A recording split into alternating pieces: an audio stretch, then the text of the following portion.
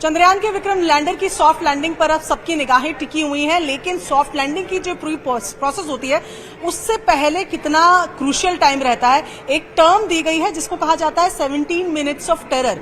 वो 17 minutes of terror क्या है, क्या कुछ होता है उस पूरे फेज में जब एक लैंडर लैंड करने की कोशिश करता है, उस पर बात करने के लिए हमारे साथ एक्स इसरो साइंटिस्ट मनीष पुरोहित है। मनीष जी, सबसे पहले तो जानना चाहूंगी, लैंडिंग तो अब होने वाली है, पर ये 17 मिनट्स ऑफ टेरर क्या है? देखिए, एक्चुअली जब हम ये डिसाइड कर लेंगे कि अब वो समय आ गया है जब हमें वो 25 किलोमीटर की जो हाइट है लूनर सरफेस से उसको डिक्रीज करते हुए हमें हमारे लैंडिंग स्पॉट पे उतर जाना है। वो जो पूरा प्रोसेस है वो 17-18 मिनट का प्रोसेस रहता है, जिसमें सबसे पहले होता है रफ ब्रेकिंग फेज, जो कि तकरीबन 11.5 मिनट का होता है। उस फेज के अंदर जो हमारा लैंडर है वो तकरीबन मान के चलिए 1500-1600 मीटर पर सेकंड की स्पीड से इस डायरेक्शन में, हॉरिजॉन्टल डायरेक्शन में जा रहा होता है। उसको स्लो डाउन करते करते एक एंगल पे ले आते हैं। उसकी वेलोसिटीज को तकरीबन 1/4 कर दिया जाता है, हॉरिजॉन्टल वेलोसिटीज को। इस फेज के अंदर हम हमारे सेंसर्स हैं, जो कैमरास हैं, उनको कैलिब्रेट करते हैं। उसके बाद जो नेक्स्ट आता है वो आता है एटीट्यूड कंट्रोल फेज, उसको हम कैमरा कॉस्टिंग फेज भी कहते हैं, जिसके अंदर हम लूनर सरफेस की फोटोज क्लिक करते हैं। जो ऑनबोर्ड हमारे पास फोटोज हैं, उन ऑनबोर्ड फोटोज को हम कंपेयर करते हैं real time with the help of AI, ये देखने के लिए कि we are on the right track. हम जहां जा रहे हैं, जहां लैंड करना चाहते हैं, वो वही लोकेशन है ना, और वहां पे कोई प्रॉब्लम तो नहीं है। That is for around 10 seconds.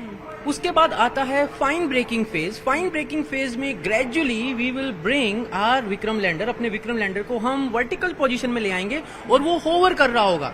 इसकी एक रेंज रखी गई है कि ये जो हमारा फाइनल पोजीशन है, ये चांद की सतह से 1300 से 800 मीटर ऊपर हो सकता है। तो मतलब 1300 मीटर 800 मीटर ऐसे, वो डिपेंड करता है उस पर्टिकुलर पॉइंट पे, जब उस वक्त वो हो रहा होगा प्रोसेस। वहां पर वो वर्टिकली उस पर रुक जाएगा, उसको हम कहते हैं हॉवरिंग।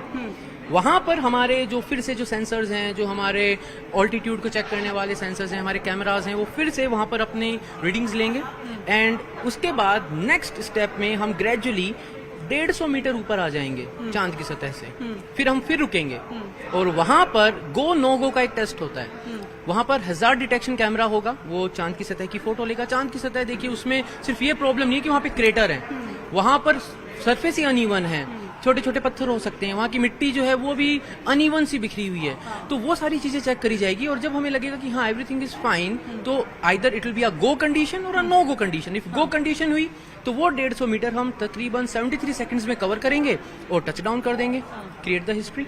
और अगर नो गो कंडीशन हुई तो हम फिर एक कदम आगे बढ़ाएंगे, 150 मीटर आगे जाएंगे और फिर will go for the touch down. ठीक है, इससे पहले एक बार आपको जरा ये एनिमेशन के जरिए में बता दें कि ये यहाँ तो प्रोपल्शन मॉडल और विक्रम लैंडर अभी जुड़े हुए हैं, किस तरीके से ये अलग हुए, और ये इसके बाद देखें किस तरीके से विक्रम लैंडर ने अपना अब इसका डीबूस्टिंग का प्रोसेस पूरा शुरू हो गया। अच्छा, ये भी कहा जा रहा है कि अगर हम 23 अगस्त को लैंडिंग नहीं कर पाए तो 27 अगस्त को उसको अटेम्प्ट किया जाएगा। एक्चुअली क्या ना, मिशन बहुत ज्यादा क्रूशियल है। तो हम ये तो कर नहीं सकते कि उस दिन जिस दिन लैंड करना, उस दिन अगर कोई इश्यू हुआ तो हम रिकॉल नहीं कर सकते ना। तो we have to keep 2 sites, 2 priority sites. तो फर्स्ट प्रायोरिटी है वो 23rd है, second priority is on 27th। Manish, आपसे समझना चाहेंगे ये एनिमेशन के माध्यम से भी कि जो फेजेस की बात आप कर रहे हैं वो कितने अहम होते हैं और उस पर अर्थ सेंटर की क्या उनकी क्या निगरानी रहेगी? ये सब कुछ यहीं से ऑब्जर्व होता है या सब कुछ ऑटोमोट पे? देखिए, जब पावर डिसेंट चालू हो जाता है तब तो हम ऑब्जर्वर बन जाते हैं।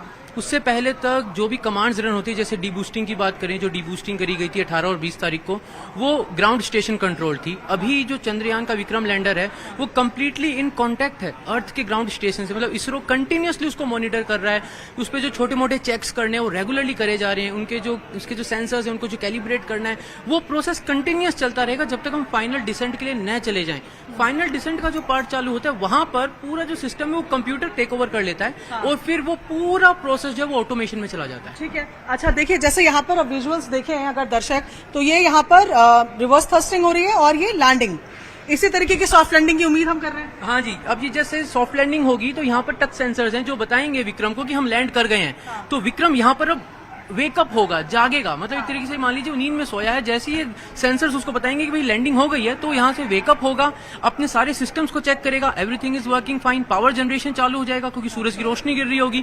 फिर इसके अंदर से रैंप खुलेगा और वो जब रैंप ओपन होगा उसके अंदर से प्रज्ञान निकलेगा, अपना rover, and then start moving over the surface of the moon. तो जो 17 मिनट्स ऑफ टेरर की हम बात करें, बेसिकली वो 4 फेज की जो आपने लैंडिंग बताई वही है। बस वही है, लैंडिंग तक है 17 मिनट वाला पार्ट। उसके बाद तो फिर एक्सप्लोरेशन चालू हो जाएगा। आप चंद्रयान 2 का भी पार्ट थे?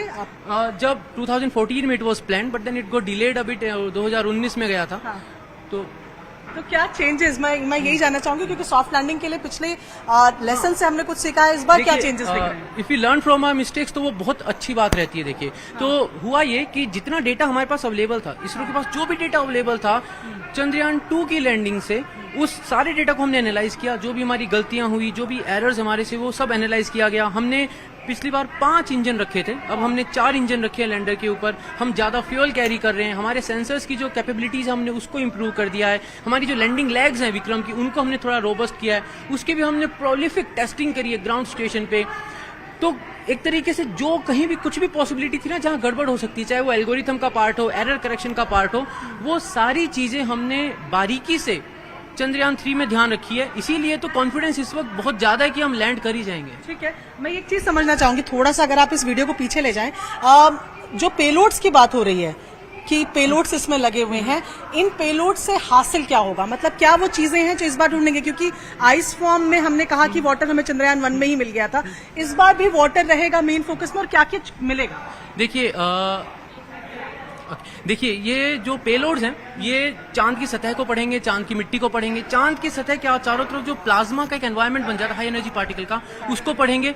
और चांद के ऊपर आने वाले जो क्वेक्स हैं, लूनर क्वेक्स हैं, उसके बारे में पढ़ा जाएगा। कुल मिला के एक पूरा कैरेक्टराइज किया जाएगा चांद के सरफेस को, उसकी मिट्टी को, उसके मिनरल कंटेंट को, और उसकी जो सतह के नीचे क्या कुछ हो रहा है उन गतिविधियों को पढ़ने। ये प्रज्ञान रोवर दिख रहा है, और यहाँ पे देखिए एम्बलम भी दिखा हमें अभी। मैं ये जानना चाह रही थी कि होगा ये कहा जाता है कि चांद पे जिस भी चीज के निशान पड़ जाए वो रहते हैं, तो जब चंद्रयान सॉफ्ट लैंडिंग करेगा तो हम क्या छोड़ने वाले हैं? तो जो नेशनल एम्बलम है और इसरो का लोगो है, वो यहाँ रहने वाला। बिल्कुल है।